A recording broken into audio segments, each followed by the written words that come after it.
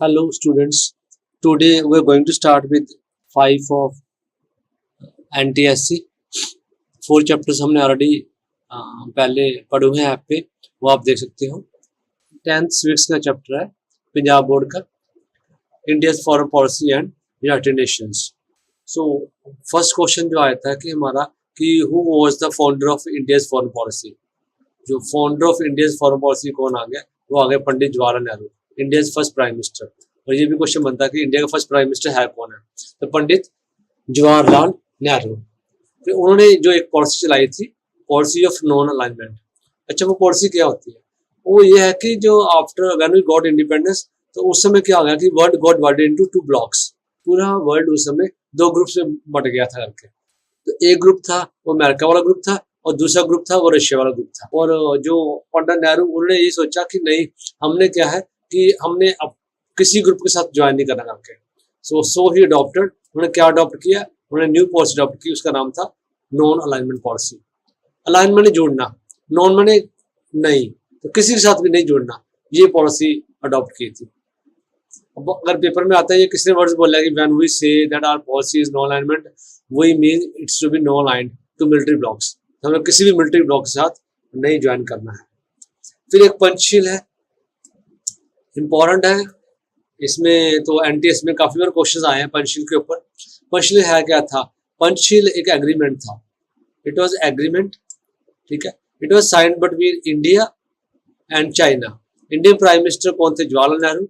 और Chinese prime minister आ गए ये ज़ाओ एनलाई।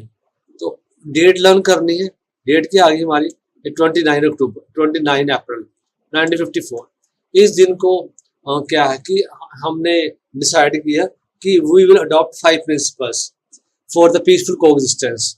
मिलजुल के रहेंगे, किसी पर अटैक नहीं करेंगे करके, एक दूसरे के मामलों में इंटरफेयर नहीं करेंगे करके, ठीक है। इक्वालिटी कोऑपरेशन के साथ रहेंगे। तो जो ये वाली पॉलिसी ऑफ पीसफुल कोएग्जिस्टेंस है, this policy is called Panchsheel. पंच मैंने 5, शील मैंने प्रिंसिपल्स। तो वो पॉलिसी जिसमें 5 प्रिंसिपल्स इंडिया और चाइना ने मिलकर आपस में डिसाइड किए हैं।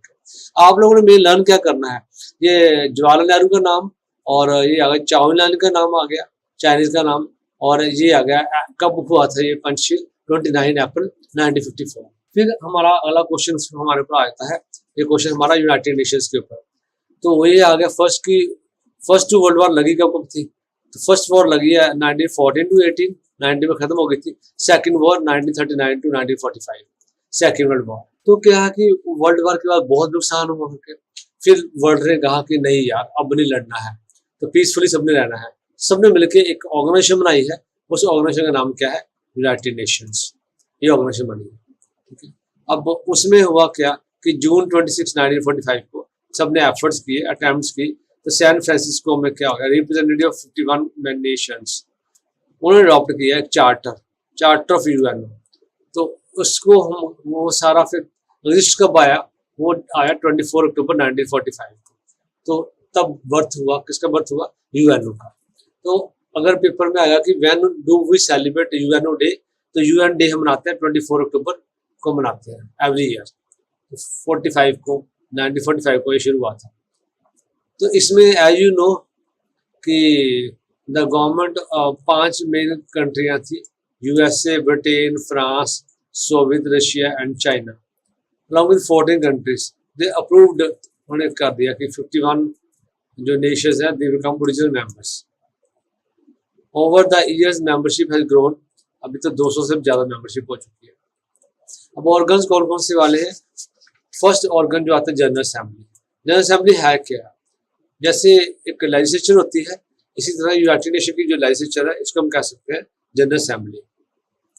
फिर और जो सेकंड ऑर्गन है, all these are the organs. Next organ आ गया security council. Security council is the most powerful organ.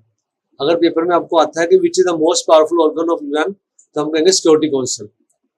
Security council has 15 members, 5 permanent member आ गए। वो परमानेंट मेंबर कौन से आ गए? US, Russia, China, England, France. ये 5 के 5 आपने लर्न करने हैं। 5 परमानेंट मेंबर्स, इनके पास एक बड़ी इंपॉर्टेंट पावर है। पावर का नाम क्या है? Right to veto. It means होता है, वीटो का मतलब होता है कि अगर 4 मेंबर्स ने कह दिया, कंट्रियों ने कह दिया कि जैसे ये कोई भी 4 कंट्री ने कह दिया कि एक चीज कि पाकिस्तान को डिक्लेयर कर दो, ठीक है, इज ए टेररिस्ट कंट्री, और चाइना ने कह दिया नहीं नहीं पाकिस्तान तो नहीं है, टेररिस्ट नहीं है, अच्छी कंट्री है, तो वो सारा ही सिस्टम गड़बड़ है, कोई डिसीजन पास नहीं होएगा। तो power to say no, it is called veto power. Veto power ये 5 कंट्रीज हैं, बस इनके पास वीटो पावर है और किसी के पास नहीं है। बाकी 15 में से 5 परमानेंट कंट्रीज हैं, 10 नॉन परमानेंट कंट्रीज हैं, और उनके पास कोई ज्यादा पावर नहीं है। They do not enjoy the veto power, किसी के पास वीटो पावर नहीं है, तो 5 कंट्री के पास वीटो पावर है। फिर उसके बाद हमारा आ गया एक नेक्स्ट इसका ऑर्गन आ गया यूएनओ का, इसका नाम है economic and social council. UNO has some special economic and social objectives. सभी चीजों का ध्यान रखने के लिए क्या बनी हुई है, इकोनॉमिक एंड सोशल काउंसिल बनी हुई है, which look after the economic and social objectives of the world. Trusting council, अब ये क्या है, this is an organ which was monitor and supervise administration of the trust territories. ये क्या काम करता है, it supervise the administration. ICJ, international court of justice, है क्या ये, so it decide legal disputes between the countries, जो भी मेंबर्स हैं उनमें आ गया। सो उसमें आ गया कि international court of justice, it has 15 जजेस, 1/3 of the judges retire after every 3 years. Every judge is elected for 9 years.